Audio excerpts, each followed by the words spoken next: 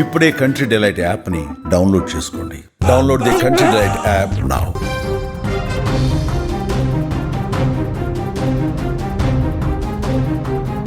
Breaking news చూస్తున్న హైదరాబాద్లోని మహాన్యూస్ కార్యాలయంపై కొంతమంది గుర్తు తెలియని వ్యక్తులు దాడి చేశారు. ప్రస్తుతం ఆ దాడికి సంబంధించినటువంటి విజువల్స్ సోషల్ మీడియాలో వైరల్గా మారాయి. మహాన్యూస్ కార్యాలయం మీద మహాన్యూస్కు సంబంధించినటువంటి బిల్డింగ్ అద్దాలు, అదేవిధంగా అక్కడ లోపల ఉన్నటువంటి ఫర్నిచర్ను కొంతమంది యువకులు అక్కడికి లోపలకు చొరబడి ధ్వంసం చేస్తున్నటువంటి విజువల్స్ ప్రస్తుతం మనకి స్క్రీన్ మీద కనిపిస్తున్నాయి. అదేవిధంగా మహాన్యూస్ కార్యాలయం బయట పార్క్ చేస్తున్నటువంటి కొన్ని కార్లను కూడా ధ్వంసం చేశారు. అక్కడ ఉన్నటువంటి పూల కుండీలు, అదేవిధంగా మహాన్యూస్ కార్యాలయానికి సంబంధించినటువంటి ఫర్నిచర్, అలాగే గ్లాస్ అద్దాలు, ఇలా చైర్లు మొత్తం అన్నిటిని కూడా అక్కడ ధ్వంసం చేసినటువంటి దృశ్యాలు ప్రస్తుతం కనిపిస్తున్నాయి. సో అక్కడ రాళ్లతో బిల్డింగ్కి సంబంధించినటువంటి అద్దాలన్నిటి కూడా ధ్వంసం చేశారు, పగలగొట్టారు. దాదాపు 10 మంది కూడా అక్కడికి చేరుకొని జూబ్లీ హిల్స్లో ఉన్నటువంటి మహాన్యూస్ ప్రధాన కార్యాలయం మీదకు ఒక్కసారిగా కొంతమంది యువకులు అక్కడికి రావడం జరిగింది. అదేవిధంగా మహాన్యూస్ యాజమాన్యానికి, మహాన్యూస్కు వ్యతిరేకంగా వాళ్ళు పెద్ద ఎత్తున నినాదాలు, నిరసనలు చేస్తూ కార్యాలయం లోపలికి చొరబడ్డారు. అక్కడ లోపల డోర్లు ఓపెన్ చేసుకొని కార్యాలయం లోపలికి చొరబడడానికి ప్రయత్నించారు. అయితే అక్కడ ఉన్నటువంటి సిబ్బంది కొంతమంది వాళ్ళని అడ్డుకునేటువంటి ప్రయత్నం చేశారు. అప్పటికీ కూడా వాళ్ళ వెంట తెచ్చుకున్నటువంటి కొన్ని కర్రలతో అక్కడ ఉన్నటువంటి వెహికల్స్ మీద, అదేవిధంగా గ్లాస్ డోర్స్ మీద, అలాగే ఇతర ఫర్నిచర్ను కూడా దాడి చేశారు. సో అక్కడ బయట పార్క్ చేస్తున్నటువంటి కార్ల మీద కూడా దాడి చేశారు. అక్కడ ఉన్నటువంటి పూల కుండీలు, అదేవిధంగా చుట్టుపక్కల ఉన్నటువంటి బండరాళ్లను తీసుకొని నేరుగా కార్ల మీద వేసి వాటిని ధ్వంసం చేస్తున్నటువంటి దృశ్యాలు అయితే ప్రస్తుతం అక్కడ కనిపిస్తున్నాయి. దీంతో మహాన్యూస్ కార్యాలయంలో ఉన్నటువంటి జర్నలిస్టులు, సిబ్బంది ఒక్కసారిగా భయపడిపోయారు, ఒక్కసారిగా ఉలిక్కిపడ్డారు. ఏం జరుగుతుందో కొంతసేపు అర్థం కానటువంటి పరిస్థితి. ఆ తర్వాత వీరందరూ కూడా మహాన్యూస్కు వ్యతిరేకంగా నినాదాలు చేస్తున్నటువంటి దృశ్యాలు అక్కడ మనకి కనిపిస్తున్నాయి.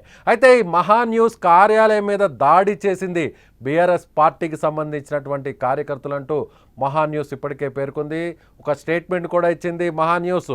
సో బీఆర్ఎస్ పార్టీకి సంబంధించినటువంటి నాయకులు, కార్యకర్తలే తమ కార్యాలయంలోకి చొరబడ్డారు, తమ కార్యాలయంలోకి చొచ్చుకు వచ్చి తమ కార్యాలయం మీద దాడి చేశారు. తమ ఫర్నిచర్ను, గ్లాస్ డోర్స్ను, అలాగే విండోస్ను, అలాగే విలువైనటువంటి సామాగ్రిని కూడా ధ్వంసం చేశారు. బయట ఉన్నటువంటి కార్లను కూడా ధ్వంసం చేశారంటూ కూడా మహాన్యూస్ సిబ్బంది పేర్కొన్నారు. అయితే ప్రస్తుతం మహాన్యూస్ సిబ్బంది, అదేవిధంగా కార్యాలయంలో ఉన్నటువంటి ఉద్యోగులు, జర్నలిస్టులు వీళ్ళందరూ కూడా మహాన్యూస్ కార్యాలయం ముందు వీరందరూ కూడా బైఠాయించారు, నిరసన తెలుపుతున్నారు. సో ఈ దాడికి పాల్పడింది బీఆర్ఎస్ పార్టీకి సంబంధించినటువంటి వ్యక్తులు, బీఆర్ఎస్ పార్టీకి సంబంధించినటువంటి నాయకులు అంటూ కూడా వాళ్ళు ఆరోపిస్తున్నారు. అసలు ఈ దాడికి గల కారణాలు ఒకసారి మనం విశ్లేషించేటువంటి ప్రయత్నం చేస్తే, గత కొన్ని రోజులుగా తెలంగాణలో నడుస్తున్నటువంటి ఫోన్ ట్యాపింగ్ వ్యవహారం మీద మహాన్యూస్లో ఇటీవల కొన్ని కథనాలు ప్రసారమయ్యాయి. ఈ కథనాలని కూడా బీఆర్ఎస్ పార్టీలో ఉన్నటువంటి కీలకమైనటువంటి వ్యక్తిగా ఉన్నటువంటి వర్కింగ్ ప్రెసిడెంట్గా ఉన్న కేటీఆర్కు వ్యతిరేకంగా కొన్ని కథనాలను రాశారు. ఈ కథనాల్లో కూడా కేటీఆర్కి సంబంధించినటువంటి క్యారెక్టర్ని డ్యామేజ్ చేస్తూ కూడా ఈ కథనాలు రాసినట్టుగా అక్కడికి నిరసనకారులందరూ కూడా వచ్చి తెలుపుతున్నటువంటి పరిస్థితి. సో కేటీఆర్కి వ్యతిరేకంగా ఎలాంటి ఆధారాలు లేకుండా రామన్న మీదే ఇలాంటి వార్తలు రాస్తారంటూ కూడా అక్కడ దాడి చేసినటువంటి వారందరూ కూడా పెద్ద ఎత్తున నినాదాలు చేసినట్టుగా తెలుస్తుంది. మరోవైపు కేటీఆర్ కూడా కొద్దిసేపటి కిందటే ట్వీట్ కూడా చేశారు. బీఆర్ఎస్ పార్టీకి సంబంధించినటువంటి వర్కింగ్ ప్రెసిడెంట్గా ఉన్నటువంటి కేటీఆర్ కూడా ట్వీట్ చేశారు. ఆ ట్వీట్ కూడా మనం ఒకసారి స్క్రీన్ మీద చూడొచ్చు. చాలా స్పష్టంగా ఆయన చెప్పారు, కొంతమంది మీడియా ముసుగులో కొంతమంది వ్యక్తులు తన క్యారెక్టర్ని డ్యామేజ్ చేసేటువంటి ప్రయత్నం చేస్తున్నారు, వ్యక్తిత్వ హనన చేస్తున్నారు. దీనివల్ల గత కొన్ని నెలల నుంచి కూడా తమ కుటుంబ సభ్యులు, తమ కుటుంబం, అదేవిధంగా తన మిత్రులు, పార్టీకి సంబంధించినటువంటి చాలామంది నాయకులందరూ కూడా డ్యామేజ్ అవుతున్నారు, వ్యక్తిగతంగా ఇబ్బంది పెట్టేటువంటి ప్రయత్నం చేస్తున్నారు. ఒక ముఠాగా ఏర్పడి మీడియా ముసుగులో ఈ విధంగా తమను డ్యామేజ్ చేసేటువంటి పరిస్థితి. తమకు ఎక్కడా కూడా సంబంధం లేనటువంటి విషయాల్ని, ఆరోపణలు, కేవలం ఎలాంటి ఆధారాలు లేకుండా ఆరోపణలే చేయడం కాదు, నేరుగా టార్గెట్ చేస్తూ మీడియాలో కథనాలు రాస్తున్నారు, వడ్డీ వారుస్తున్నారు అంటూ కూడా ఆయన ఒక ట్వీట్ చేశారు. ఆ ట్వీట్ చేసినటువంటి కొన్ని నిమిషాల వ్యవధిలోనే ఈ దాడి జరిగిందా అనేటువంటి అనుమానం కూడా కలుగుతుంది.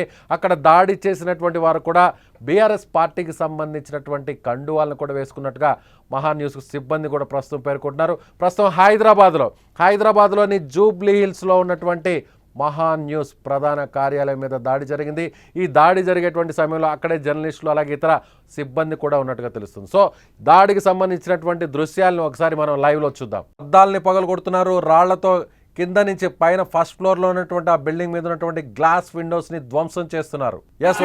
మనకి రైట్ సైడ్ కనిపిస్తున్నటువంటి స్క్రీన్ మీద చూస్తే కార్ల అద్దాలు మొత్తం కూడా ధ్వంసం చేసేసారు. బండరాళ్లతో మనకి ఆ కారు అద్దాలంతా కూడా ధ్వంసం చేశారు. కారు పై భాగాన్ని కూడా పూర్తిగా దెబ్బతీసినటువంటి పరిస్థితి అక్కడ కనిపిస్తుంది. అదేవిధంగా మోనికా బ్రాడ్కాస్టింగ్ ప్రైవేట్ లిమిటెడ్ పేరుతో మహా న్యూస్కు సంబంధించినటువంటి ఈ కార్యాలయం మీద దాడి చేసినటువంటి దృశ్యాలు ఇక్కడ ప్రస్తుతం మనకి స్క్రీన్ మీద కనిపిస్తున్నాయి. అలాగే మహా న్యూస్ బోర్డు కూడా అక్కడ కనిపిస్తుంది. రిసెప్షన్ కౌంటర్ దగ్గర ఉన్నటువంటి ఫర్నిచర్ని అంతా కూడా ధ్వంసం చేశారు. అక్కడ ఉన్నటువంటి ప్రతి వస్తువును కూడా చెల్లాచెదురు చేశారు. ఒకానొక సమయంలో మహా న్యూస్ కార్యాలయంలో కూడా చొరబడడానికి ప్రయత్నించారు. అయితే అక్కడ ఉన్నటువంటి సిబ్బంది నిరసనకారులు ఎవరైతే మనం ఇప్పుడు చూడొచ్చు లెఫ్ట్ సైడ్ ఉన్నటువంటి బాక్స్లో ఒకసారి చూసినట్లయితే నేరుగా పెద్ద బండరాయిని తీసుకువెళ్ళి అక్కడ ఉన్నటువంటి కారు అద్దాల మీద వేస్తున్నటువంటి దృశ్యాలు అక్కడ మనకి చాలా స్పష్టంగా కనిపిస్తున్నాయి. చూడొచ్చు అక్కడ ఉన్నటువంటి పూల కుండీలను కూడా తీసుకెళ్లారు. పూల కుండీలను తీసుకొచ్చి నేరుగా కార్ల మీద విసిరి వేస్తున్నటువంటి దృశ్యాలు కనిపిస్తున్నాయి.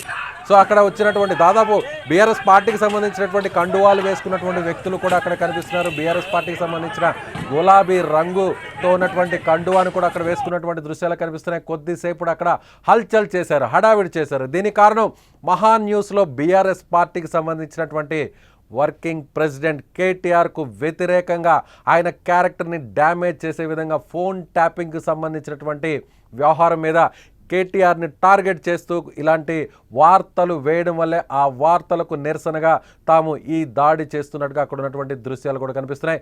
ఒక వ్యక్తి అక్కడ ఒక ఇనుప రాడ్డు తీసుకొని కారు అద్దాలను ధ్వంసం చేస్తున్నటువంటి దృశ్యాలు కనిపిస్తున్నాయి. మరో వ్యక్తి అక్కడ ఉన్నటువంటి పూల కుండీలను తీసుకొచ్చి కారు వెనుకున్నటువంటి కారు మీద వైట్ కలర్ కారు మీద అక్కడున్న బకెట్స్తో వాటితో ఆ అద్దాలని ధ్వంసం చేసేటువంటి పరిస్థితి అక్కడ మనకి చాలా స్పష్టంగా కనిపిస్తుంది. అక్కడే మహా న్యూస్కు సంబంధించినటువంటి ఓబీ వ్యాన్ కూడా అక్కడ ఉంది. అదేవిధంగా కారు మీద కూడా ఎక్కి అక్కడ ఉన్నటువంటి వారికి హెచ్చరికలు చేస్తూ వార్న్ చేస్తున్నటువంటి దృశ్యాలు కనిపిస్తున్నాయి. అక్కడున్న మరికొంతమంది అప్పటికే లోపలికి వెళ్ళి అక్కడ కార్యాలయంలో ఉన్న సిబ్బందికి సంబంధించినటువంటి ఇతర వస్తువులన్నింటినీ కూడా డ్యామేజ్ చేస్తున్న దృశ్యాలు అక్కడ మనకు కనిపిస్తున్నాయి. బీఆర్ఎస్ పార్టీకి సంబంధించినటువంటి కండువాలు వేసుకోన్నటువంటి వ్యక్తులు కూడా అక్కడ ఉన్నారు. సో ఈ దాడి చేసింది బీఆర్ఎస్ పార్టీ అని ఇప్పటికే మహా న్యూస్ ప్రకటించింది. సో బీఆర్ఎస్ పార్టీ నాయకులే దీని వెనకుండి తమ కార్యాలయం మీద దాడి చేయించారు. మరొక వీడియో చూడొచ్చు. రైట్ బాక్స్లో మనం ఒకసారి ఫుల్ స్క్రీన్ మీద చూసేటువంటి ప్రయత్నం చేస్తాం. కొంతమంది కార్యాలయం లోపలికి వచ్చి చొచ్చుకొని వచ్చేందుకు ప్రయత్నించారు. అక్కడ ఉన్నటువంటి ఆ డోర్కు సంబంధించినటువంటి గ్లాస్ని అప్పటికే పగలగొట్టడం జరిగింది. వాళ్ళందరూ కూడా బయట నుంచి లోపలికి వచ్చేటువంటి చొచ్చుకొని చొరబడేందుకు ప్రయత్నిస్తున్నారు. డోర్ని తీసుకునే ప్రయత్నం చేస్తున్నారు. అక్కడున్న సిబ్బంది ఆ డోర్కి అడ్డుగా నిలబడి బయట ఎవరైతే నిరసనకారులు ఉన్నారో ఆందోళనకారులు ఉన్నారో వాళ్ళని లోపలకు రానివ్వకుండా ఆ సిబ్బంది అందరూ దాదాపు ఒక 7-8 మంది అక్కడ డోర్కి అడ్డంగా నిల్చుకున్నటువంటి దృశ్యాలు అక్కడ చాలా స్పష్టంగా కనిపిస్తున్నాయి. కొన్ని నిమిషాల పాటు దాదాపు అర్ధ గంట పాటు అక్కడ ఏం జరుగుతుందో కూడా తెలియనటువంటి పరిస్థితి.